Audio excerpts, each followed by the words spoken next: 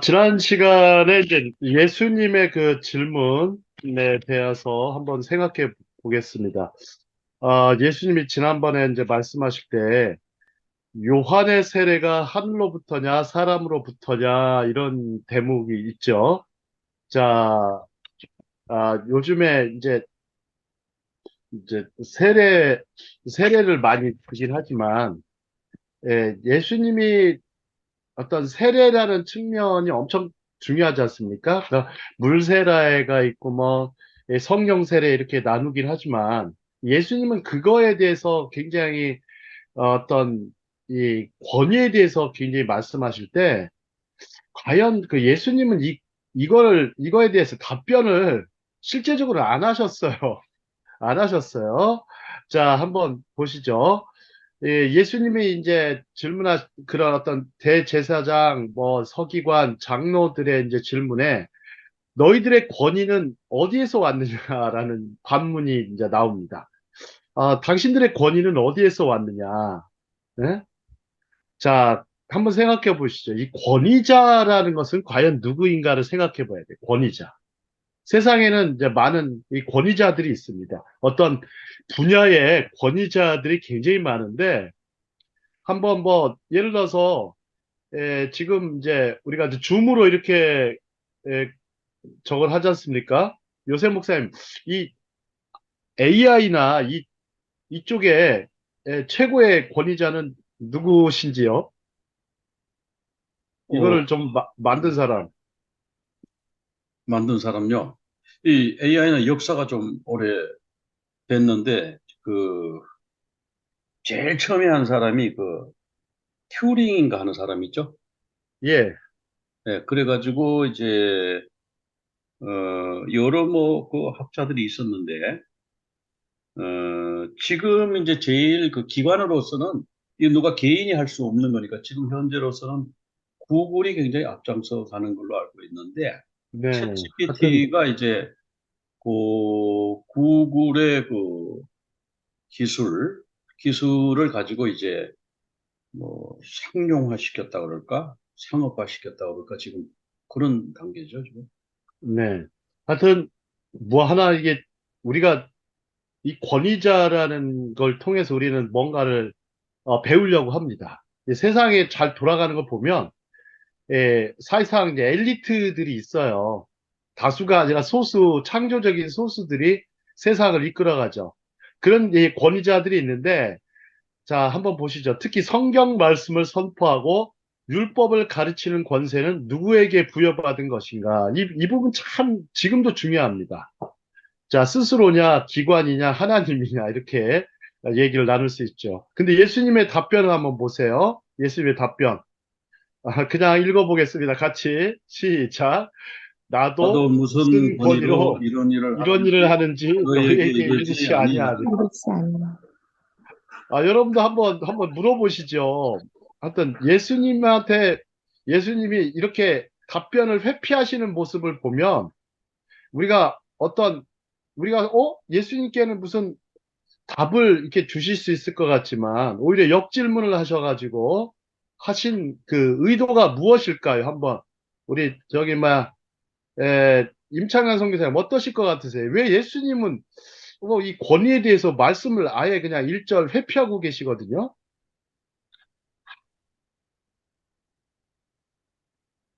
왜 안 말려, 그러셨을까요? 함정에 안 말려 들어가야지. 예, 예. 자, 그래서 한번 보시죠. 다음 장을 한번 보시겠습니다. 그래서 예수님은 질문으로 질문을 피합니다. 참, 이것도 참 우리가 필요한 질문의 스킬 같아요. 여러분들은 누군가가 역질문으로 질문을 피해 본 적이 있는가?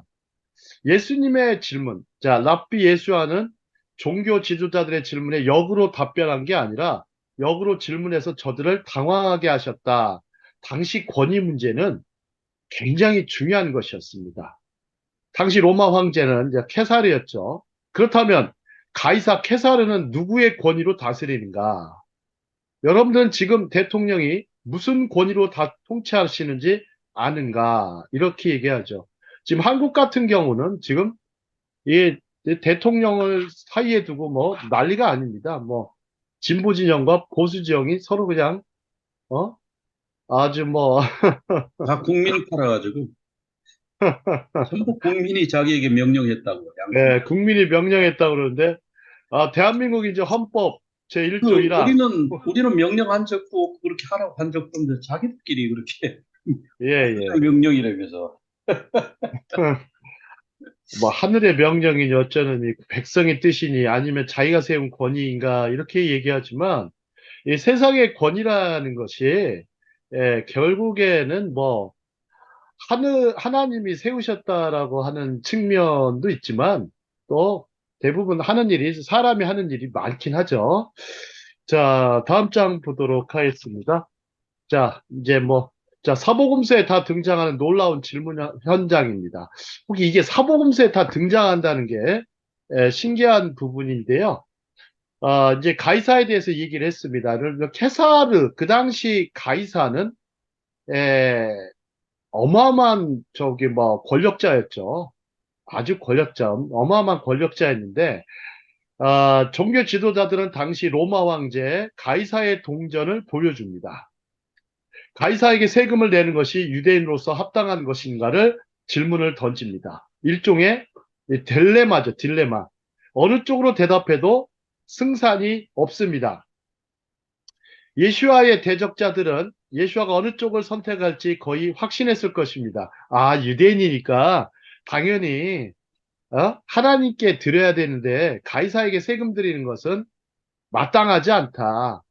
만약에 예수님이 한번 생각해 보시죠. 가이사에게 세금을 주는 것이 마땅하다고 했다면 어떻게 됐을까요? 가이사에게 세금을 주는 것이 마땅하다고 그러면 그러면 무슨 이제 소리를 들었을까요? 네. 그러면 하늘로부터 온 분이 아니다. 이거는 뭐 그렇게 떠나가겠죠. 근데 또 하나님께 드리라고 했으면 어떻게 될까요? 그 로마에 들이지 말라. 그러면 이제 로마에 대해서 반역하는 로마의 반역자다. 네. 또 아마 그 바리새인들 한번 보시죠. 예수와가 자신의 편을 들고 로마 편을 들지 않을 거라고 보았는데 예수님은 동전을 가져오라고 하면서 가이사의 것은 가이사에게 하나님의 것은 하나님께 드리라라고 명쾌하게 저들의 질문을 피합니다. 참 특이한 부분인데요. 저는 이제 성경 말씀을 읽다가 이런 부분이 있다는 게 학생 시절에 왜 이 예수님의 그래서 교회가 예? 교회가 교회는 세금이 있고 교회 하나님께 드리는 것은 헌금이라고 하죠. 같은 돈인데 같은 화폐로 드리거든요. 같은 화폐로 드리는데 자, 교회가 적극적으로 세금을 드릴 것은 드려야 된다는 거죠. 그래서 세금을 만약에 교회가 마땅히 내야 될 세금을 탈루하게 되면 무슨 일이 벌어집니까? 그 미국 같은 경우에는 교회는 이제 세금을 안 내지만 교회에서 일하는 이제 목회자는 세금을 내거든요. 네네. 세금을 내고 근데 이제 한국도 그렇게 가야 되지 않나. 한국에도 지금 많이 그렇게 갔습니다만은 개인은 세금을 내야죠. 그러나 이제 교회 보고 내란다든지 뭐 그런 거는 뭐 네네. 기업체는 세금을 받습니다만은 예, 법인세가 따로 있죠. 네. 네. 교회는 뭐 그 면세가 돼야 되겠죠. 그러나 거기에 이제 사역하는 분들은 수입에 대해서 세금을 내야 된다. 네네. 어, 이게 보통 이제 세속의 법이 있고, 교회의 법이 있고, 또 여러 가지 또 우리들 수많은 법에 우리가 다 살고 있어요.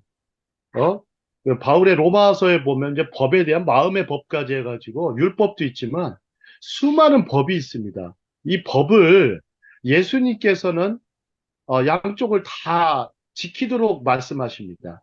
그만큼 율법도 버릴 수가 있는 게 아니고 율법의 중요한 어떤 그런 부분도 지켜야 되고, 또, 율법이 아니라 은혜의 법이 또 따로 있거든요. 그러니까, 여러 가지로 이제 그런 법에 있는데, 이런 법의 문제가 상당히 지금 현대 사회에 와서는 어마어마하게 중요한 문제예요. 중요한 문제인데, 예수님의 이 답변이 너무나 명쾌해서, 저희들은 이제 오늘날에도 이 예수님의 답변을 굉장히 따라갈 필요가 있습니다. 자, 그러면 다음 장 보시죠. 다음 장에 보시면 이제 가이사의 것은 가이사의, 진짜 이게 가이사의 동전이 따로 있습니다. 저도 이 동전들을 본 적이 있습니다. 박물관에서. 자, 다음 장 보시죠. 현대적 하브루타 적용 질문. 그러면 우리 목회자나 교회가 나라에 세금을 내야 합니까? 내지 말아야 합니까? 자, 랍비 예슈아처럼 우리도 동전이나 지폐를 가져와서 말할 수 있어야 한다. 말할 수 있어야 한다. 예? 자, 이 형상과 글이 누구의 것인가? 이순신. 우리 화폐 한번 보시죠. 화폐는 누가 등장합니까? 화폐에 다 등장하시는 분들이 있죠. 자, 세종대왕. 예, 우리나라에 등장하시는 분. 자, 한번 맞춰보세요. 뭐 재밌습니다. 하브루타 이렇게 하시면. 일단 이순신 세종대왕. 장군 있고, 태계 이황 선생 있죠. 그 다음에 신사임당 있고, 율곡 이 세종대왕. 선생 있습니다. 네, 세종대왕 있죠. 근데 한 가정에 신사임당과 이율곡 선생이 등장할 정도면요. 이분들이 한번 대단하신 것 같아요. 이 가정, 이 집안이. 예? 사임당 신 씨와 또 율곡 이 선생님이 등장한다는 게 대단하죠. 자, 사임당, 그런데 제일 비싼 게 얼마짜리입니까? 현찰로는 이, 이제 5만 신사임당이 원권. 제일 비싸죠. 예, 신사임당이 제일 비쌉니다. 신사임당이 제일 비쌉니다. 자, 한번 생각해 보시죠. 한국은행의 것은요, 한국은행에 주고, 우리는 천국은행에 드릴 것은 천국은행에 드려야 한다. 이렇게 제가 써놨는데, 말이 맞는지 모르겠습니다. 자, 다음 장을 보도록 하겠습니다. 이제는 이제, 예수님의 이제 전곡을 찌르는 질문 중에 하나가, 이제 누가복음 10장입니다.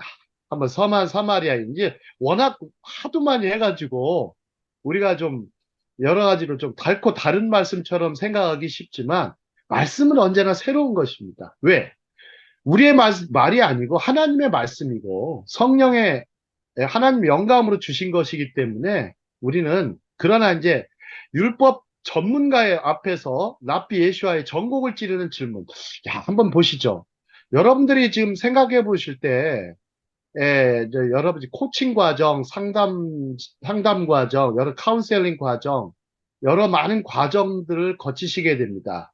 그럴 때 가장 중요한 것이 뭐냐면 전곡을 찌르는 질문입니다. 전곡을 찌르는 질문.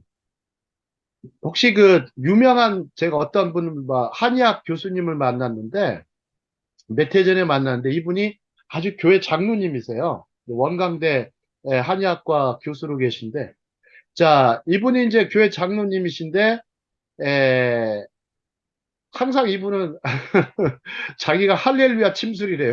항상 기도하고 침을 놓고, 기도하고 정확하게 중요한 부위를 정확하게 찔러가지고 아주 뭐 맥을 잘 잡고 통하게 하시로 유명하고, 또 필리핀 예전에 라모스 대통령인가요? 라모스 대통령이 주치의까지 이렇게 하셨다고 그러는데 그분이 하신 말씀이 참 인상적이었습니다. 찌를 때 어떻게 찔러야 되냐고 얘기했더니 정확한 지식이 있어야 된다. 한방에 대한 정확하고 확실한 지식을 갖고 가야 한다와 더불어서 또 하나 두 번째 믿음으로 침을 놓는데요. 믿음으로 나을 줄 믿고 침을 놔야 한다. 반드시. 그 다음에 침을 놓으면서 기도해야 한다. 낫기를 위해서 기도해야 된다. 우리가 이렇게 생각하면서 뭐라고 하시냐면 우리가 아프면 의사도 가야 한다. 특히 어떤 의사한테 가야 되냐면 크리스찬 의사들한테 많이 가라. 이런 말씀을 많이 하세요. 크리스찬 의사들한테 가서 이 사람들은 의료 행위도 하지만 의료 행위를 하면서 기도하는 심정으로 한다. 반드시 그렇기 때문에 굉장히 아주 많이 나을 수 있는 확률이 높다고 말씀하셨어요. 자, 이제 10장으로 한번 가보시죠. 자, 10장에 가보시면 26절 자, 한번 보시죠. 율법 전문가에서 예수님은 이런 말씀을 하세요. 이거 되게, 여러분들 이거 눈여겨보셔야 돼요. 율법에 무엇이라 기록되었으며 내가 어떻게 읽느냐. 이 부분, 자, 한번 이 부분 한번 보시죠. 랍비들은요, 무슨 질문을 하나 던질 때, 제자들한테 질문 던질 때 어떻게 하냐면, 토라, 율법에 뭐라고 기록되어 있으며 내가 어떻게 읽느냐라는 말을 자주 씁니다. 자주 써요. 자, 또 하나, 탈무드를 배울 때도 반드시 어느 구절을 딱 얘기하라고 합니다. 이 구절을 어떻게 읽느냐, 아느냐, 이렇게 물어봅니다. 기본적인 걸 물어봐요. 기본적인 거. 자, 그 다음에 두 번째 질문 보시죠. 두 번째 질문. 같이 읽도록 하겠습니다. 두 번째 질문. 자, 음소거하시고 시작. 내 생각에는 너희는 이 이 세 사람 사람 중에 중에 누가 강도 누가 만난 강도 자의 만난 이웃이 되겠느냐? 되겠느냐? 자, 이 제사장과 더불어 레위와 선한 사마리아인 이렇게 나옵니다. 그러면 강도 만난 자의 이웃이 되겠느냐? 되게 예수님의 질문 보세요. 질문이 어떠세요? 또 막 굉장히 악의가 있습니까? 악의가 전혀 없으시죠?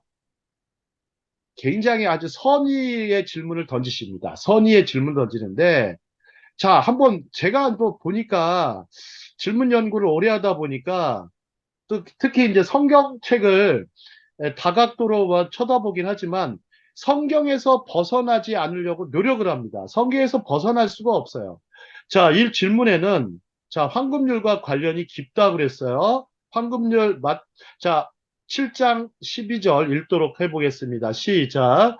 자, 무엇이든지 무엇이든지 남에게 대접을 받고자 하는 대로 너희도 남을 대접하라. 자, 이 황금률과 관련해서 랍비 힐렐의 황금률이 있죠. 혹시 랍비 힐렐의 황금률 기억하시는지 모르겠습니다. 자, 어떤 그리스 상인이 왔었죠. 그리스 상인이 와서 한 다리로서 이제 랍비 샴마이와 랍비 힐렐한테 한 번씩 찾아오죠. 그래서 랍비 샴마이한테 먼저 찾아갔더니 랍비 샴마이한테 아이고 당신 말이야 내가 한 다리로 서 있는 동안 예? 유대교의 핵심, 유대교의 본질을 말해주면 내가 유대교로 개종하겠어. 그러니까 한 다리로 서 있는 동안. 그러니까 랍비 샴마이는 이제 내어 쫓죠. 건축용 자루냥 내어 쫓습니다. 말도 안 되는 소리 하지 마라. 어떻게 유대교를 어? 어? 얼마 정말 짧은 시간에 말할 수 있겠느냐. 이렇게 얘기합니다. 근데 이제 랍비 이제 힐렐한테 왔더니 힐렐은 딱 그러죠. 힐렐은 뭐라고 합니까? 내가 싫어하는 일을 이웃에게 행하지 말라. 내가 싫어하는 일을 이웃에게 행하지 말라. 이것이 토라의 전부이며, 이렇게 얘기를 해요. 율법의 전부이며, 그리고 나머지는 주석에 불과하다 그래요. 야, 참. 우리가 613조 이 율법을, 율법의 전부라고 하는 것은 남이 싫어하는 일을 네가 싫어하는 일을 이웃한테 시키지 마라. 참. 단순하고 명쾌한 건데요. 그 다음에 또 하나 뭐라고 합니까? 가서 배워라. 또 한마디가 더 있긴 있었어요. 그리고 실천하라. 이렇게 얘기를 합니다. 가서 배우고 실천하라. 그 순간 이제 이 사람이 이제 유대교로 개종을 하죠. 자, 이거는 힐렐의 황금률이고요. 자, 예수님의 황금률은 이제는 또 달라집니다. 무엇이든지 남에게 대접을 받고자 하는 대로 너희도 남을 대접하여라. 이렇게 하십니다. 자, 그러면 이 예수님의 이 말씀을 이해하기 위해서 한번 생각해 보시죠.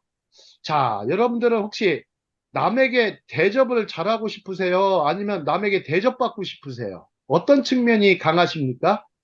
이게 되게 예수님이 우리의 양심을 물어보고는 질문이에요. 우리의 의식을 물어보는 질문이에요. 자, 대접받고자 하는 것이 인간의 기본적인 본성이죠. 기본적으로. 남을 대접하는 거, 쉽지 않습니다. 보통 이제 남을 대접하는 것도 이렇게 보통 선한 의도를 가지고 하는 사람이 있지만 악한 의도로 하는 사람도 있죠. 그죠? 특히 사업가들 중에 이런 사람들이 많습니다. 어떤 사업의 이권, 비즈니스 이권을 노리고서 굉장히 대접을 어마어마한 돈을 들여서 대접을 하죠. 또 외국에서 뭐 바이어가 오면 또 거기에 대해서 막 엄청난 이제 대접을 합니다. 무슨 뭐 상납을 하듯이. 거기에는 엄청 나쁜 짓이 들어가요. 사람들은 뇌물이라는 게 들어가고 심지어 뭐 성적인 상납까지 하게 되는 그런 일도 벌어지죠. 자, 그런 것들은 정말 세상이 하는 악행이죠, 악행.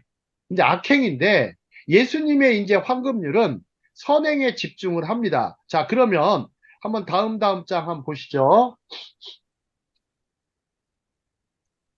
자, 여기 있는 그림이 이제 나와 있고요. 자, 선한 사마리아인이 비유를 제대로 이해하려면 질문을 보셔야 돼요. 제가 봐도 질문을 보셔야 돼요. 자, 한번 보시죠. 누구를 내 이웃으로 보아야 하는가라는 것에 맞으시겠어요? 아니면 한번 생각해 보시죠. 누구를 내 이웃으로 보아야, 지금까지 제가 이제 이거와 관련돼서 주석서뿐만 아니라 무슨 뭐 설교집들을 참 다양하게 봤는데요. 대부분의 주석이나 저기 설명이 달아놓은 거 보면 누구를 내 이웃으로 보아야 하는가가 제일 많았어요. 다른 어떤 각도에서 쳐다보질 않아요. 어떤 그냥 누구를 내 이웃으로 보아야 하는가. 대부분 그러실 거예요. 여러분들의 이웃은 누구입니까? 이런 질문을 던져요. 옆집 사람입니까? 그 선교사님들은 아마 그 선교지에 있는 사람을 이웃으로 생각하실 수 있겠죠? 또 어떤 지역교회 다니시는 분들은 이 지역 근처에 살아가는 사람 아니면 자기 친구들, 지인들을 이웃으로 생각할 수 있겠죠. 하지만 한번 생각해 보십시오. 자, 여기 밑에 거 제가 한번 써놨는데요. 한번 같이 읽어보도록 하겠습니다. 시작. 내가 어려운 어려운 상황에 상황에 처하면 처하면 누가 누가 나의 이웃이 나의 이웃이 되어줄까? 되어줄까? 누가 나의 나의 친구가 친구가 되어줄까? 되어줄까? 한번 생각해 보시죠. 여러분들이 강도 만난 자가라고 생각해 보십시오. 강도 만난 자라고 생각해 보시면 그 상황에서 자, 제사장하고 레위는 피했습니다. 그 사람들은 어떤 사람들입니까? 당연히 선행을 해야 될 사람이었죠. 자, 유대인들은 그 선행을 굉장히 강조하죠. 히브리어로 뭐라고 합니까? 선행을. 제다카라고 그러죠. 제다카. 제다카라고 하는데 제다카가 짜디크예요. 짜디크. 의인이 하는 일이에요.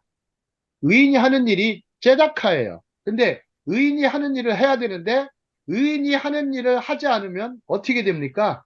그런 사람을 뭐라고 불러야 됩니까? 마땅히 의인으로서 해야 될 일 하지 않으면 뭐라고 불러야 돼요? 그 상황에서. 뭐 무늬만 의인이죠. 예, 그런 사람들이 자, 한번 보시죠. 무늬만 의인이 되는 사람이 많은데, 자, 다음 장으로 한번 가보시면 좀 더 이해가 잘 가실 수가 있습니다. 혹시 이거 어떤 곡인지 기억나세요? 여러분이네, 여러분. 야, 여러분이죠, 여러분. 제가 아주 뭐, 자주 이게 저기 온누리교회 있을 때 보니까 윤복희 그 권사님이신데 한번 가끔씩 불러요. 내가 만약 괴로울 때면 하면서. 아, 이렇게 부르는데 한번 보세요. 내가 위로해 줄게. 내가 만약 서러울 때면 내가 눈물이 되리. 아, 이거 참, 이 가사를 다시 한번, 이, 이 강연집을 집필하면서 가사를 다시 보는데, 이건 아무리 봐도 참, 저는 굉장히 아주 기독교적인 노래예요. 자, 그리고 또 재밌는 사실 하나 가르쳐 드릴게요. 자, 윤복희, 윤한기 이 두 분은요, 윤복희 권사님이죠. 윤한기 분은 이제 가수시면서 목사님이 되셨죠? 예, 목사님이 되셔서 하시는데 이분이요, 저희 옛날 집에 이웃이셨어요. 이웃으로 살아셨어요. 이분이 충남 보령 태생이세요. 대천 분이세요, 대천 분. 충남 보령 분이신데, 저희의 이웃이었어요. 이웃이었는데, 일찍 이제, 예, 저희 이제 아버지가 이제 잘 아셨고, 일찍 이제 서울로 올라가고, 나중에 이제 외국까지 가서 했다고 그러는데, 자, 이거 곡들을 한번 보세요. 이 정말로 누가, 나는 너의 형제야. 나는 너의 영원한 노래야. 나는 너의 기쁨이야. 이렇게 말하는 거. 이거 보통 누구의 말이고 누구의 가사 같으세요? 아무래도 대단히 인간적인 가사가 아니에요. 되게 인간적인 가사가 아니에요. 아주 성육신적인 가사예요. 성육신적인 가사예요. 성육신적인 가사. 자, 그러면 이 가사에 한번 여러분들이 좀 가끔씩 교회에 뭐 찬양도 많이 부르시는데 이 곡 한번 정말 연습을 하셔서 한번 불러보세요. 아주 너무나 좋습니다. 자, 예, 다음 장을 한번 넘어가도록 하죠. 그럼 한번 생각해 보죠.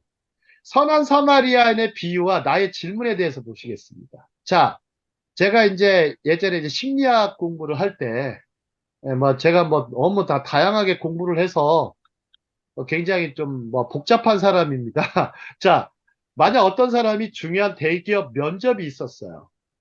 그래서 전날 면접이 있으니 어떻게 했어요? 전날 이제 양복과 구두를 마치고 잘 차려입은 다음에 아침 일찍 집을 나섰습니다. 깔끔하게 해야죠. 머리까지 단정하게 하고. 그런데 개울가를 지나가는데 어떤 어린이가 허우적거리고 있었어요. 그럴 때 그는 과연 그 아이를 구해야 할까? 아니면 자신의 비싼 양복과 구두가 버릴까봐 그냥 가야 할까? 당시 사람이 여러 명이 있었는데요. 아무도 구하지 않았습니다. 자, 그럴 때 그 청년은 그냥 가야 할까? 아니면 구해야 할까? 아무도 없을 때 그는 그 어린이를 구했을까? 자, 우리 임창란 성사님 말씀해 보시죠. 자, 구해야 할까요? 아니면 그냥 가야 할까요? 구해야 하겠죠. 예, 당연히 이제 그렇게 말씀을 하시죠. 근데 여기서의 제 얘기는 뭐냐면 그 청년의 입장에서 얘기하라는 거예요. 본인은, 저는 그래요. 본인은, 난 크리스찬이야. 당연히 그거 해야지. 이렇게 말씀하지만 그 상황에 놓이게 되면요. 굉장히 달라져요. 굉장히 달라져요. 그런 상황이 있을 수가 있어요. 그런 상황이 있을 수 있거든요.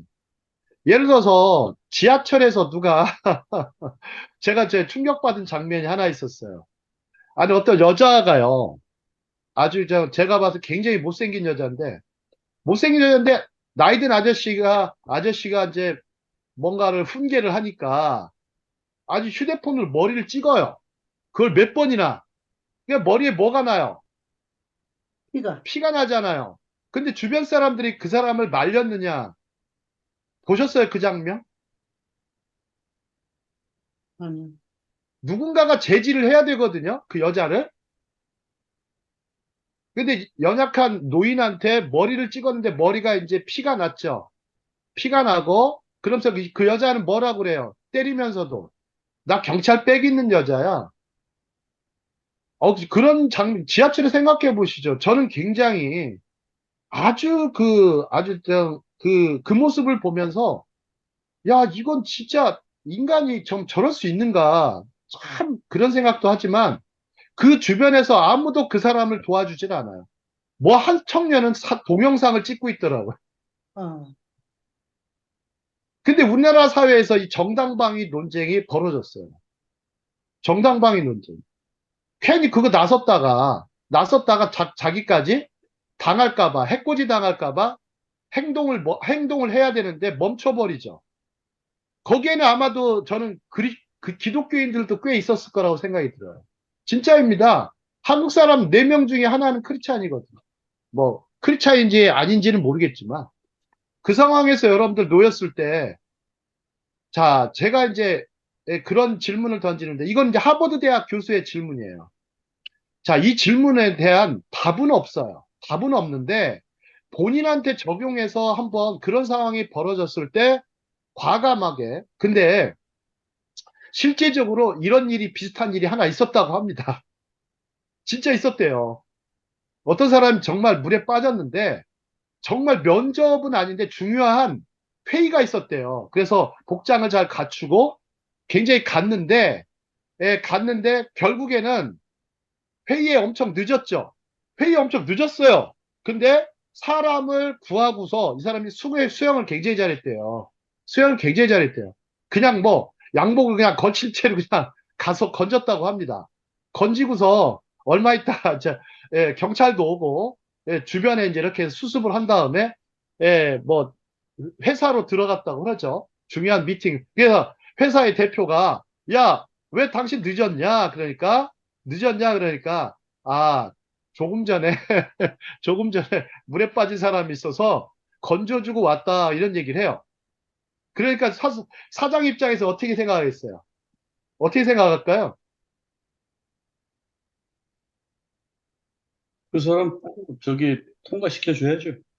그 사람을요, 몇 계급 특진을 시켜버렸어요. 몇 계급 특진을 시켜버린다. 회의가 중요합니까? 여러분, 면접이 중요할 것 같아요? 그렇지 않아요. 대기업 면접은 떨어질 수도 있고, 붙을 수도 있고, 옷이야 버리면 어떻게 돼요? 세탁하면 돼요. 세탁하면 되는데, 생명을 구하는 데는요, 최고의 우선순위는 생명에 달려 있어요. 그러니까 예수님이 말씀하시다 의도가 뭔지를 한번 생각해 보셔야 돼요. 자, 다음 장 보시죠. 자, 물에 빠진 아이 구하기라는 이 책이 있어요. 피터 싱어라는 사람인데 이 사람이 또 피터 싱어가요.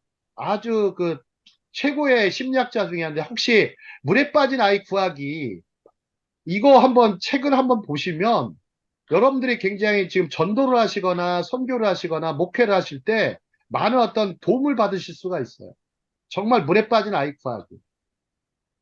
내가 어떤 상황에서 행동을 해야 한다는 입장에서 이 피터 싱어는 뭐 아주 걸출한 세계 최고의 심리학자 중에 하나죠.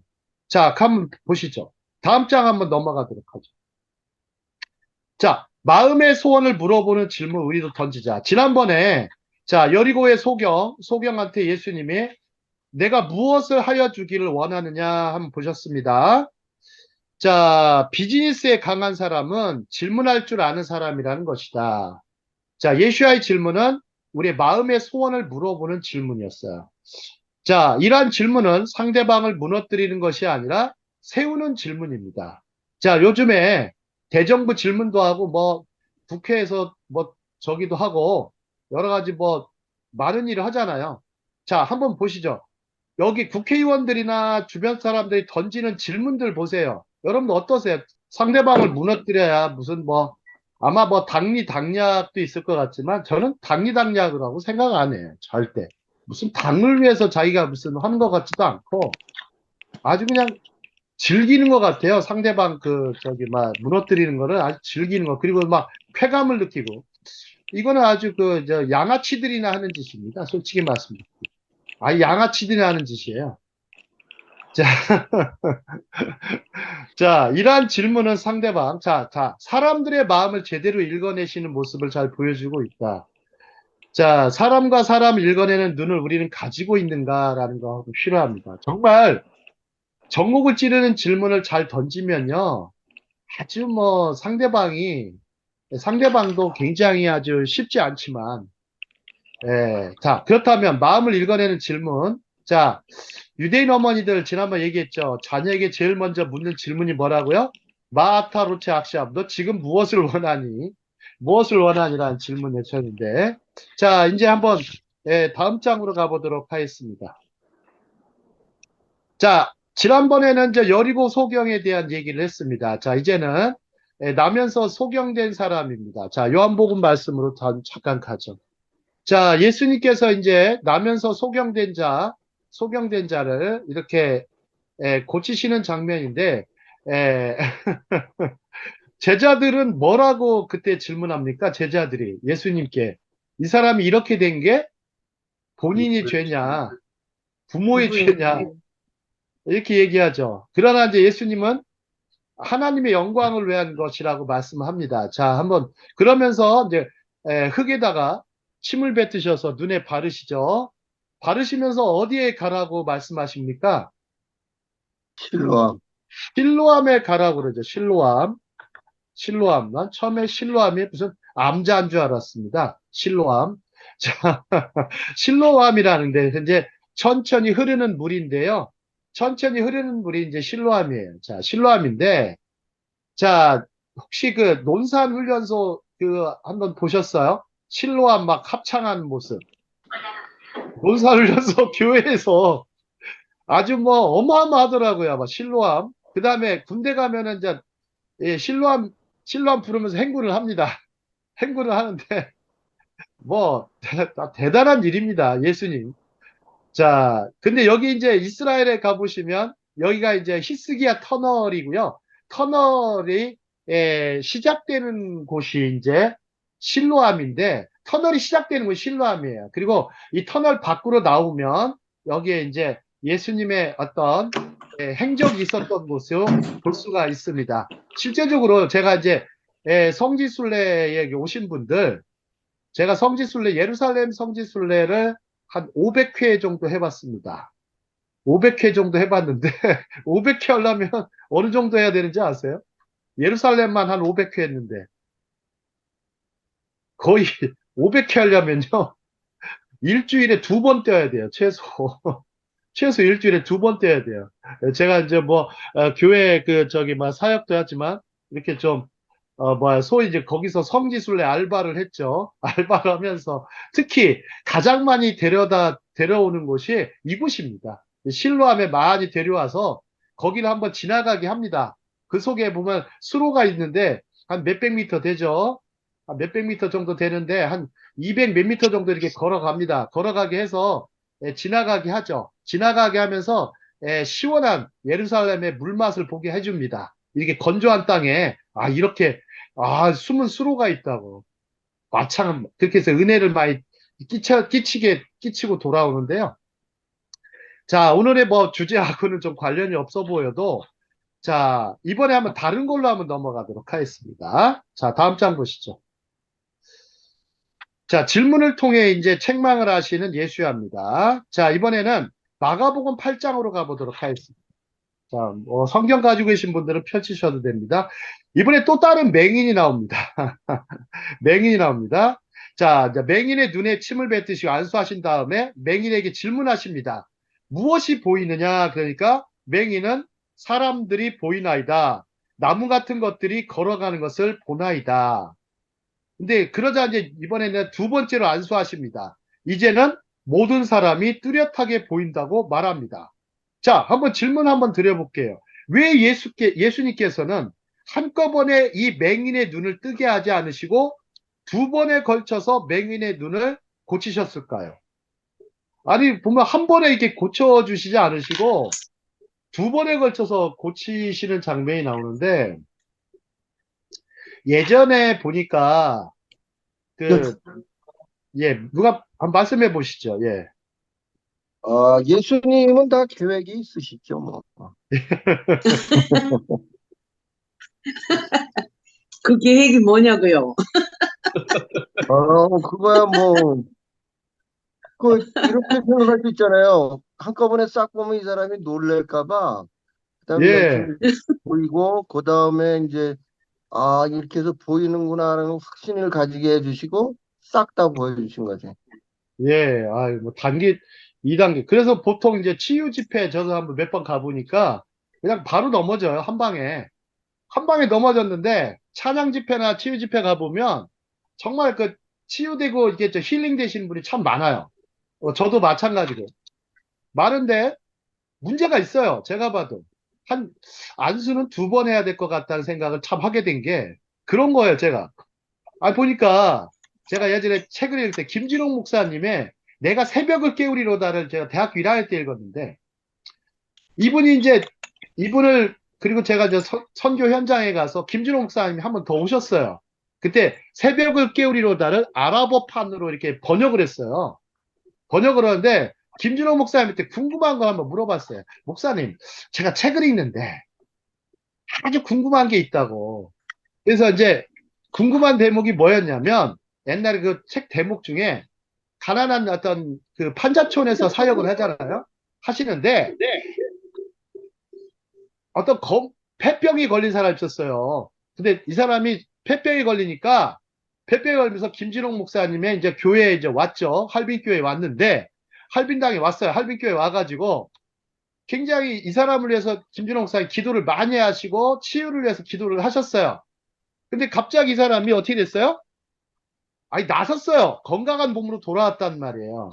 건강한 몸으로 돌아오니까 이 남자가 무엇을 했을까요? 부인한테.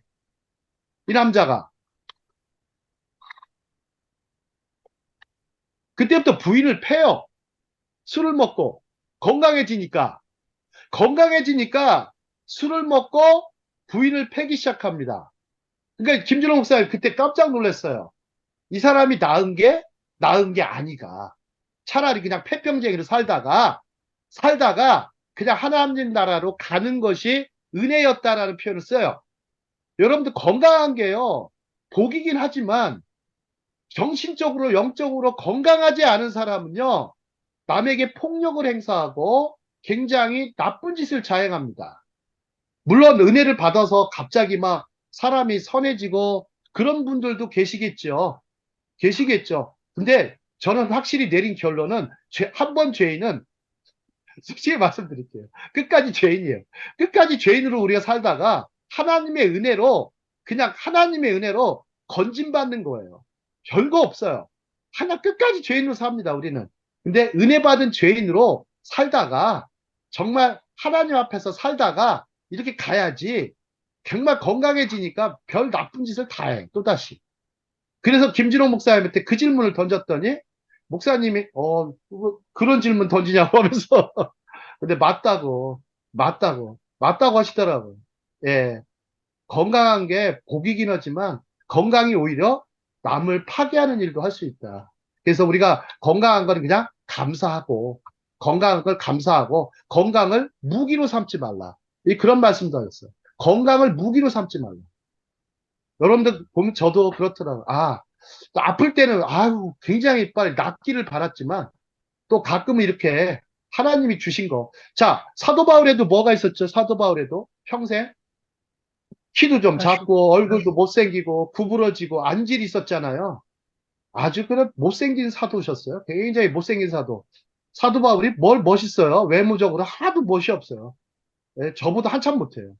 근데 이분이 위대성이 있잖아요. 위대성. 건강하지 않지만 정말 위대성이 있잖아요. 저는 그게 중요하다고 봅니다. 자, 예수님이 두 번에 걸쳐서 맹인의 눈을 왜 고쳤나? 아마도 그런 게 있을 것 같아요. 갑자기 건강해지면 이상한 사람으로 돌변할 수 있거나, 그럴 수 있죠. 자, 다음. 너의 믿음이 어디 있느냐로 가보도록 하겠습니다. 자, 마태복음 8장, 마가복음 4장, 누가복음 8장에 기록되어 있어요. 자, 마태복음 8장, 마가복음 4장이나 8장에 기록되어 있는 말씀 보면, 제자들이 이제 배를 타고 이제 갈릴리 호수를 건너갑니다. 야마 갈릴이라고 하죠. 갈릴리를 건너가는데 갑작스럽게 돌풍이 일어납니다. 갈릴리에는 진짜 돌풍이 일어날 때가 있죠. 이 소동에도 불구하고 어찌된 것인지 랍비 예수야는 곤히 잠에 드셨어요.